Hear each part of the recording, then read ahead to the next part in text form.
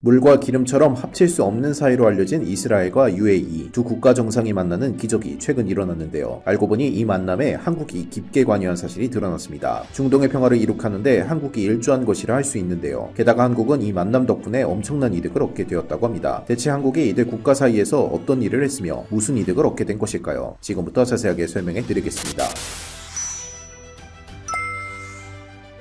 평생 볼 수 없을 것 같은 장면이 국제무대에 등장했습니다. 바로 이스라엘 대통령이 아랍에미리트의 땅을 밟는 일이죠. 아랍에미리트 아부다비 국제공항에서 내린 이스라엘 대통령은 감격에 젖은 얼굴을 내보였는데요. 이를 맞이한 아부다비 왕세자는 이스라엘 대통령을 위해 몸소 아부다비 공항 앞으로 나가는 성의를 보였습니다. 사실 이들의 만남은 처음부터 순탄하지 않았습니다. 지난달 예멘 반군은 극적인 만남이 이루어진 아부다비 공항을 향해 드론을 이용해 공격하는 모습을 보였습니다. 철저하게 UAE에게 피해를 입히겠다는 의도가 명백했죠. 예멘 반군은 범행이 이루어지고 난 후 바로 자신들이 저지른 짓이라 공개했죠. 위험천만한 사건이 있었기에 아부다비 공항은 일촉즉발의 위험지대였습니다. 아무리 사전 준비를 마친다고 하더라도 몰래 잠입한 반군들이 마음만 먹는다면 이스라엘 대통령을 해칠 수 있기 때문이었죠. 그러나 다행히도 이 둘의 만남은 아무런 문제가 없었습니다. 이스라엘 대통령은 언론을 통해 이번 만남의 소회를 밝히며 정말 기적과도 같은 일이라는 평가를 남겼죠. 두 국가 사이가 급속도로 좋아진 시기는 최근인데요. 아랍에미리트 입장에서 이스라엘은 원수와도 같은 국가였습니다. 같은 이슬람을 믿는 팔레스타인이 살던 곳을 이스라엘이 점거하면서부터 이들의 악연이 시작되었죠. 1949년 이스라엘이 건국된 이후 UAE는 공식적으로 이스라엘을 국가로 인정조차 하지 않았습니다. 이스라엘이 있는 곳은 팔레스타인으로 지도에 표시할 정도였죠. 이는 다른 아랍 국가들도 마찬가지였습니다. 이제까지 잘 살고 있던 팔레스타인인들을 내쫓고 유대인의 국가인 이스라엘을 세운 것을 좋아할 국가는 없었습니다. 중동 국가들은 이스라엘을 상대로 전쟁을 치를 정도로 극심한 대립을 겪었습니다. 이슬람을 믿는 주요 아랍 국가 및 동남아시아 국가는 이스라엘과 수교조차 하지 않고 있으며 이스라엘 여권 소지자가 만일 이들 국가를 들어오려고 하면 입국을 거부할 정도였죠. 이스라엘이 자신들이 차지하고 있는 땅을 포기하고 팔레스타인에게 땅을 넘긴다고 하더라도 이들 국가들은 절대 이스라엘과 수교할 생각이 없다고 할 정도로 강경했는데요. 이들 국가 중 아랍에미리트가 갑작스럽게 이스라엘과 수교를 맺음과 동시에 협력관계를 유지하겠다고 한 것이죠. 갑작스러운 발표에 아랍 국가들은 충격에 빠졌습니다. 이들의 협력관계는 하루아침에 이루어진 것은 아닌데요. 그러나 결정적으로 이들 협력관계의 완성을 앞당긴 것은 바로 한국이라고 합니다. 중동의 평화에 한국이 크게 기여를 한 것이죠.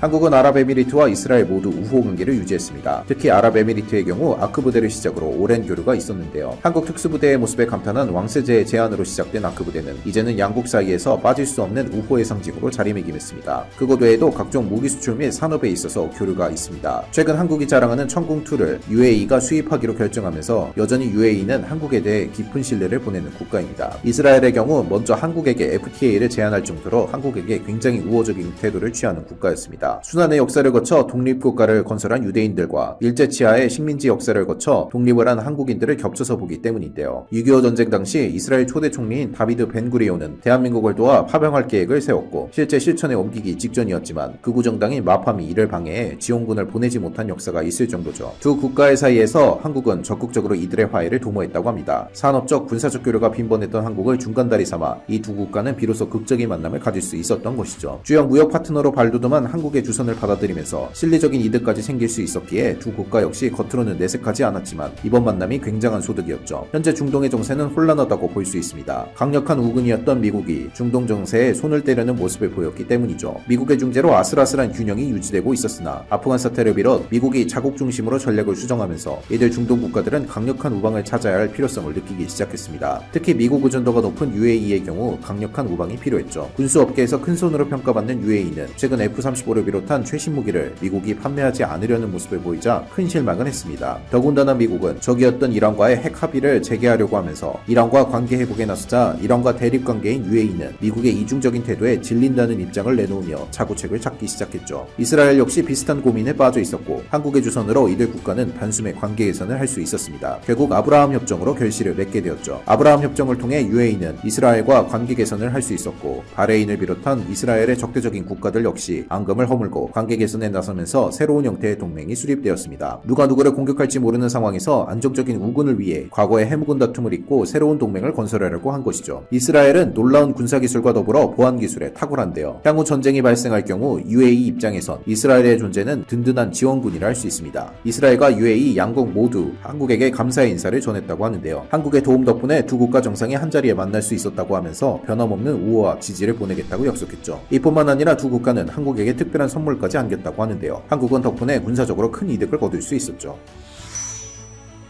아랍에미리트는 한국과 4조 원에 달하는 지대공 미사일 계약을 마무리했습니다. 한국 이외의 국가에서 천궁이 사용되는 것은 UAE가 첫 번째인데요. 오랜 우호 관계가 있었기에 가능한 무기 수출이지만 사실 천궁을 UAE에서 처음부터 반겼던 것은 아닙니다. 그런데 내부의 반대에도 불구하고 한국의 천궁이 선택받은 것은 한국이 두 국가 사이를 중재한 것에 대한 보답이라는 분석이 나왔습니다. 향후 이스라엘과의 협력을 염두에 둔 무기 수입이라는 이야기도 나왔죠. 이스라엘은 아이언돔을 구축해 성공적으로 미사일 방어 체계를 구축한 국가입니다. 하지만 아이언돔은 구축하는데 엄청난 비용이 든다는 점에서 이를 다른 국가에게 수출하는 것이 쉽지 않을 것이라는 분석이 지배적이었는데요. 천궁은 한국형 미사일 방어 체계의 핵심 미사일이라 할 수 있는 무기. UAE가 한국으로부터 천궁을 수입하고 이스라엘의 기술 노하우를 이전받는다면 UAE는 독자적인 미사일 방어 체계를 갖출 수 있게 됩니다. 이 점까지 UAE가 내다보고 한국 무기를 수입한 것이라는 분석이 있죠. 이스라엘 역시 아이언돔 판매를 위해 노력을 다했으나 비싼 가격 때문에 수출을 하지 못하는 상황이었습니다. 주요 구입 국가인 중동 국가들은 이스라엘과의 관계 때문에 수입을 꺼렸죠. 그런데 이번 UAE와의 관계 개선 덕분에 아이언돔을 수출할 길이 열린 것입니다. 한국은 이전부터 북한의 공격을 방어하기 위한 아이언돔을 독자적으로 개발하겠다고 밝혔지만 기술 개발에 있어 진척이 없었죠. 그런데 이스라엘에게서 아이언돔 기술을 이전받을 수 있다면 북한의 미사일을 막을 수 있는 한국형 아이언돔 기술 완성에 한 발 앞서갈 수 있게 됩니다. 최근 이스라엘은 새로운 미사일 요격 기술을 준비하고 있다며 레이저 요격 기술이 핵심이 될 것이라는 주장을 펼쳤는데요. 실제로 이스라엘은 공중발사 레이저로 드론 격추에 성공하는 모습을 보였습니다. 개량을 거듭하고 실전에 레이저 무기가 투입된다면 발전된 아이언돔으로 미사일을 상대할 수 있게 되는 셈입니다. 이 기술까지도 한국이 이스라엘을 통해 받을 수 있는 것이죠. 북한의 장거리 미사일 기술이 날로 발전하고 위협의 수준 역시 과거와는 비견할 수 없을 정도로 높아지는 이 시점에 한국의 외교가 성과를 보인 것이라 할 수 있습니다. 한국 입장에서는 손해볼 일이 전혀 없는 셈인데요. 중동 국가의 협력이 점점 강화되는 이 시점에 한국이 앞으로 더욱 중요한 역할을 맡게 될 것입니다. 한국의 놀라운 외교력에 박수를 보내며 어렵게 평화를 이룬 이스라엘과 아랍에미리트 사이의 평화가 오래 지속되기를 간절히